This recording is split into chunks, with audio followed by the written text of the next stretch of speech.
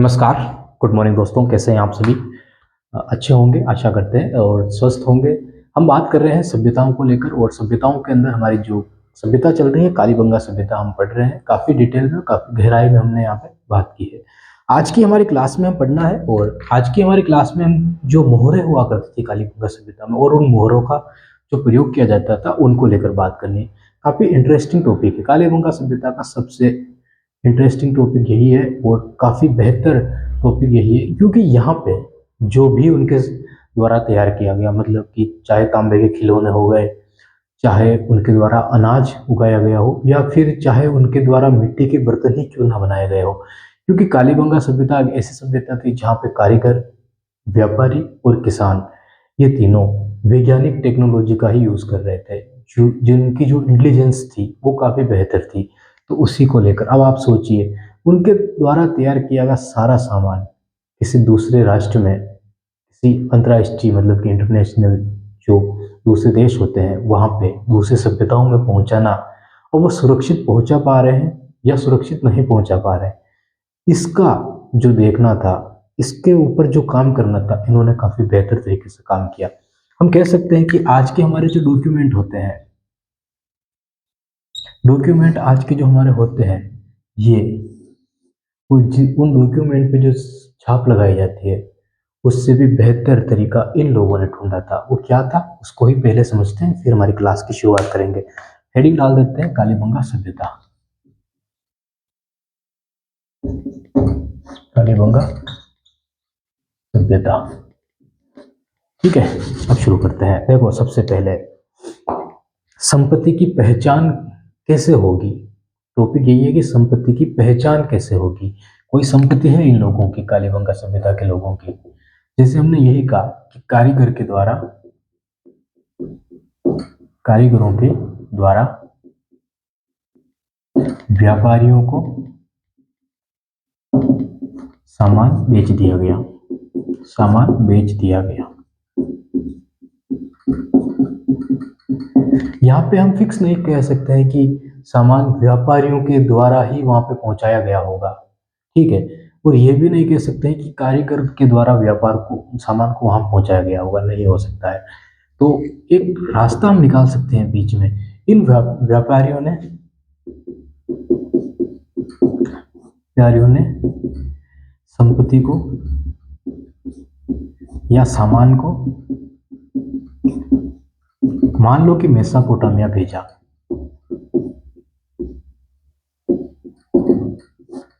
भेजा, ठीक है। जो भेजा गया वो हो सकता है कि लोथल, लोथल से भेजा गया, जो गुजरात में था, ठीक है। तो हो सकता है कि व्यापारी लोथल तक तो गए हों,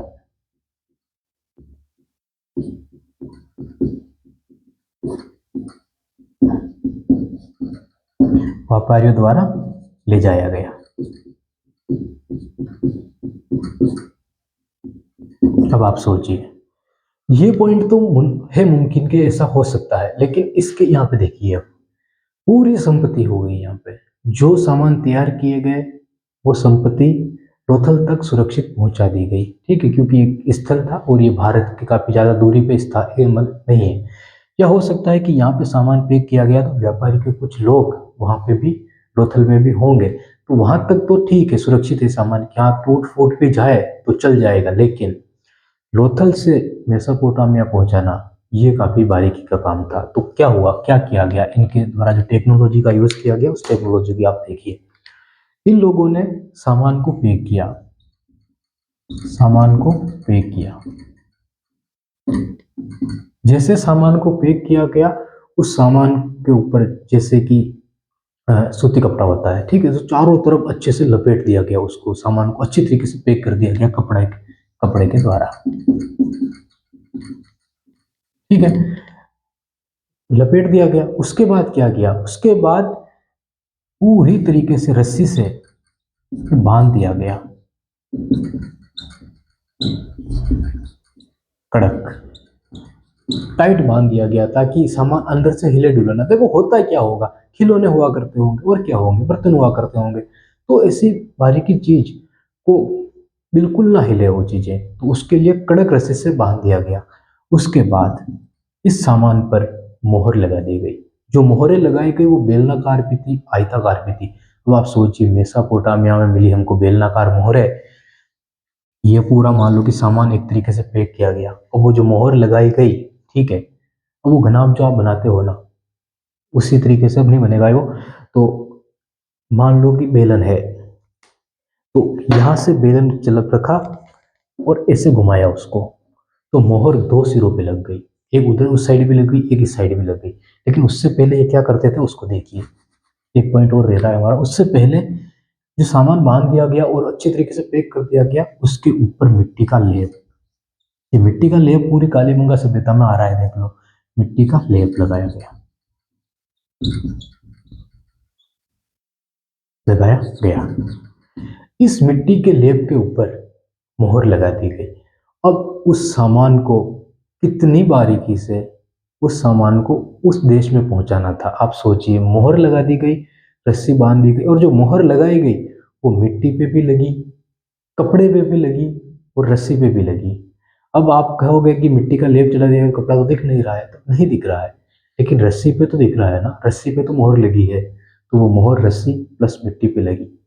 अब ये मिट्टी और रस्सी जहां तक उस व्यक्ति के पास ना पहुंच जाए जिसने ऑर्डर दिया है, उससे पहले अगर इसकी टूट फूट कुछ भी हो जाए, तो सारा दोष जो जाएगा वो, पॉइंट लिख सकते हो यहाँ पे आप, ये इंपॉर्टेंट पॉइंट हो जाएगा हमारा, सामान ले जाने वाला, सामान ले जाने वाला, वाला और लाने वाला, लाने वाला जिम्मेदार होता था। ये पॉइंट है इंपॉर्टेंट। आपके साथ जितने भी सवाल जवाब आपके माइंड में क्वेश्चन यही आए होंगे कि अगर मिट्टी टूट जाए, गिर जाए, तो वो इसका जिम्मेदार यही है। अगर मान लो कि मिट्टी, ठीक है, मोहर तो लगा दी गई, लेकिन बारिश हो जाए या और नहीं बच पाए, सामान गिल्ली हो जाए, टूट जाए, फिर क्या होगा, ये रस्सियाँ टूट जाए, क्या होगा, वो जिम्मेदार यही होगा। अब आज क्या होता है, कुछ भी हो जाए, मान लो कि सरकार से कुछ दूध के पैकेट स्कूलों के लिए भेजे गए, लेकिन काफ़ी सारे गायब हो गए, अब पता भी चल जाए तो 100-200 में काम निपटा देते हैं। तो ऐसा हुआ होगा, यहाँ पे भी चल रहा होगा ऐसा, लेकिन ये प्रोसेस थी। अब इसकी जिम्मेदारी डाल दी गई पूरी, मतलब कि गांव में विकास हो रहा है, दिल्ली से कोई लेना देना नहीं, राज्यों से कोई लेना देना नहीं, दिल्ली से ऑर्डर दे दिया कि गांव के अंदर स्कूल बननी चाहिए। अब सरकार की जिम्मेदारी डाल दी गई, सरकार, सॉरी, सरपंच को कह दिया गया कि बननी ही चाहिए। अब चाहे आईएएस हो, चाहे कुछ भी हो, जो भी पैसे खा रहे, कोई मतलब नहीं है, सरपंच की जिम्मेदारी कि गांव में स्कूल बननी ही चाहिए। लेकिन अभी जिम्मेदारी किसके पास है, दिल्ली के पास है, राज्य सरकारों के पास है, तो वो बनाए चाहे ना बनाए, उनकी मर्जी चल रही है, ठीक है, तो इस तरीके से। लेकिन यहाँ पे मर्जी किसी दिल्ली सरकार की नहीं चल रही थी, यहाँ पे मर्जी जो व्यक्ति जिसके हाथ में सामान है उसकी चल रही थी। यहाँ से लगा के यहाँ तक सामान को पैक करना व्यापारी के हाथ में था, तो उसके उसी का सामान उसके हाथ में टूट जाए, फूट जाए, कोई दिक्कत नहीं, लेकिन यहाँ से लगा कर किसी दूसरे देश में सामान को पहुंचाना, वो ले जाने वाले लाने वाले का काम था। क्योंकि ये से अभी बंदरगाह होते हैं हमारे, तो ऐसे इनके भी रहे होंगे ना बंदरगाह, तो ठीक है, तो ये तो पॉइंट लिख लीजिए, फिर आगे बात करते हैं हम।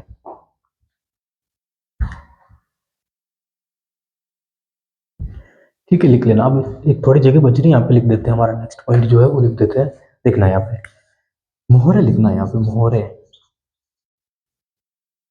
जो कालीबंगा में जो मोहरा हुआ करती थी, वो मोहरे जो हमको मिली है, वो एक सिंग वाला जानवर हुआ करता है जिसकी मिली है, या बेल मिली, बेल की मिली है, या हाथी की मिली है। तो ठीक है, लिख देते हैं हम, एक सिंग वाला, एक सिंग वाला जानवर, ठीक है, उसके बाद हाथी, बेल मिला है। ये चित्र हुआ करते थे मोहरों के ऊपर, और लिपि लिखी जाती थी, ठीक है, लिपि कालीबंगा, कालीबंगा की, जो पढ़ी पढ़ी नहीं जा सकी है, ठीक है, पढ़ी नहीं गई, नहीं गई वो लिपि। अब मान लो कि कालीबंगा की लिपि अगर पढ़ लेना हम, तो कितना मतलब खतरनाक टेक्नोलॉजी हमारे हाथ में लग जाएगी। तो लिपि पढ़ी नहीं गई है अभी तक कालीबंगा की, जो अपठित लिपि है वो उन मोहरों पे लिखी जाती थी, और एक सींग वाला जानवर है, ये तो कालीबंगा की सभ्यता है, ठीक है। और जो मोहरें हुआ करती थी वो आयताकार हुआ करती थी, आयताकार, आयताकार या चौकोर, चौकोर हुआ करते हैं, ठीक है। ये पॉइंट लिखिए, फिर आगे चलते हैं। ठीक है, अब इसको मिटाते हैं, आगे चलते हैं। तो एक चीज वो यहाँ पे ध्यान रखना है, हो गई मतलब ये कालीबंगा की हमने जो लिखी ना, पढ़ी नहीं, सिंधु घाटी सभ्यता कर देना यहाँ पे। सिंधु घाटी सभ्यता, सिंधु की लिपि अभी तक नहीं पढ़ी जा सकी है, ठीक है। तो हड़प्पन लिपि कहाँ पे पढ़ी जा सकी, तो वही लिपि लिखी जाती है, तो सब जगह आपको कंफ्यूज में नहीं रहोगे। तो यहाँ पे सिंधु घाटी कर देना, ठीक है। फिर आगे चलते हैं हम।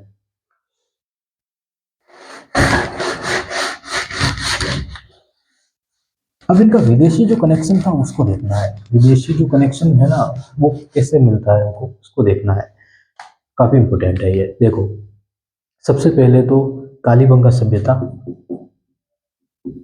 कालीबंगा सभ्यता एक व्यापारिक केंद्र था, केंद्र था, केंद्र था। ये सबसे इंपॉर्टेंट लाइन है कालीबंगा सभ्यता की, क्योंकि व्यापारी केंद्र नहीं माने जाते हैं। जैसे कि कोई छोटी छोटी सभ्यताएं हो गई तो अपना सामान इन बड़ी बड़ी सभ्यताओं में बेचने आती थी, तो उनका कोई व्यापारिक केंद्र नहीं था। यहाँ से व्यापारी खरीद के फिर अंतर्राष्ट्रीय व्यापार करते थे, लेकिन यह व्यापारिक केंद्र था। तांबे की खदान मिलना सबसे बड़ी। दूसरी, यहाँ की कालीबंगा की ही मोहर मिल जाना, बेल को कितना महत्वपूर्ण मान रहे और बेल की ही मोहर मिल गई, तो मोहर मिल जाना, ठीक है। तो कालीबंगा सभ्यता, कालीबंगा सभ्यता में मोहर का मिलना, ठीक है। एक पॉइंट ये होगा। एक पॉइंट और हो जाएगा कि जो मोहरें मिली है ये कैसी थी, देखो बिल्कुल, बिल्कुल सपाट सतह पर यह मोहरें लगाई जाती थी, बनाई जाती थी, ठीक है, बनाई जाती थी, बारीकी से काम किया गया। देखो बिल्कुल सतह, सपाट सतह पे बनाएंगे ना, तो जब मोहर लगाएंगे, जब ठप्पा लगाएंगे तो एजिटिस वैसी वैसी छप जाएगी वो, ठीक है। तो उसके लिए अब अंतरराष्ट्रीय कनेक्शन इनका कैसे हुआ, मिला हमको, तो एक मोहर मिली है हमको बेलनाकार, जो बेलनाकार जैसे बेलन होता है रोटी बनाने का, तो ऐसे अब जो पूरी पे मोहर है, आपने पूरी गिली कर दिया इसको, फिर ऐसे घुमाते जाओगे वो मोहर आगे आगे बढ़ती जाएगी और छपती जाएगी। अब ये मोहरें जो मिली है बेलनाकार, बेलनाकार, ये मोहर हमको कहाँ पे मिली है, ये हमको मेसोपोटामिया, मेसोपोटामिया, इराक, ईरान में मिली है, ईरान इराक में ये मोहर मिली है। अब आप सोचिए कि ये मोहर यहाँ पे कैसे आई, तो ये लोग गए होंगे, लाए होंगे, ठीक है, जो भी हुआ होगा, लेकिन ये मोहर वहां पे चला करती थी। मतलब ये मेसोपोटामिया इराक की मोहर है, ये बेलनाकार जो मोहर है, ये मोहर हमको कालीबंगा में मिली है। तो यहाँ से हमको विदेशी कनेक्शन का पता चलता है, ठीक है। ये हद तक हो गया। अब आपको कुछ पॉइंट बोल रहा हूँ मैं, उन पॉइंट को आपको नोट करना है। जो व्यापारिक आदान प्रदान हुआ करता था इन लोगों का, उनको लेकर हमको बात करनी है। कालीबंगा से निर्यात होता था, कालीबंगा से भेजा जाता था, ठीक है, और कालीबंगा में आयात किया जाता था। एक तरफ कालीबंगा से निर्यात, एक तरफ कालीबंगा से आयात लिखना है आपको। अब शुरू करते हैं। तांबा खेतड़ी से मिला है, इसको भेजा जाता था, ठीक है, भेजा जाता था, निर्यात किया जाता था। चूड़ियाँ कालीबंगा की धरोहर है, संस्कृति है। कालीबंगा से चूड़ियाँ भारी मात्रा में निर्यात की जाती थी, दूसरा हो गया। तीसरा, अनाज। आप सोचिए, अनाज का अधिशेष जो बचता था उसको भी बेचा जाता था, भेजा जाता था, निर्यात किया जाता था। अब जो मंगवाया जाता था, टीन हमने कहा था मध्य एशिया में मिलता है, तो कालीबंगा में इसकी जरूरत थी तो वो मंगवाया जाता था।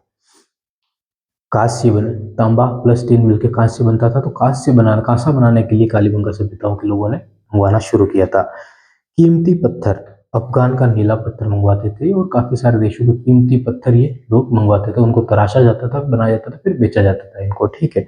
तो हो सकता है कालीबंगा से छोटी छोटी सभ्यताओं में इनको बेचा जाए।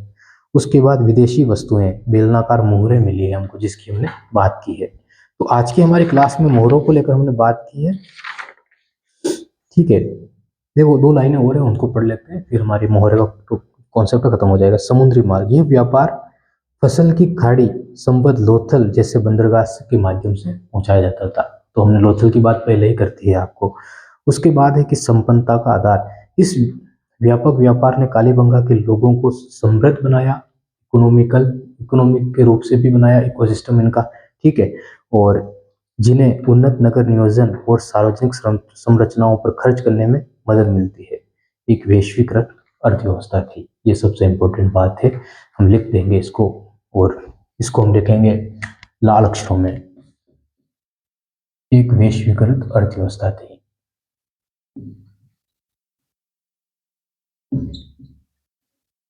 अर्थव्यवस्था